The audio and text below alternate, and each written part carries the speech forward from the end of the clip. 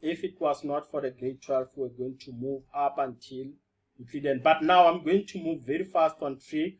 Right. So now, guys, let's start with this question. They say that in the diagram, P is minus 16 and Y, and they say it's a point such that OP, the length from O to P, is 20 units. Okay, it's fine. So now, the first question they want us to calculate R. Can someone please tell us, Y?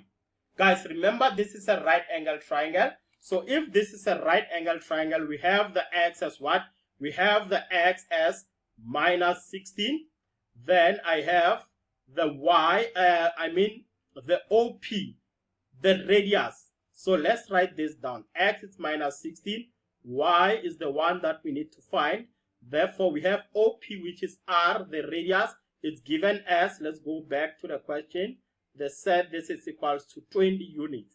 So R basically is 20. Can someone please tell us how can we find the value of Y if this is a right angle triangle?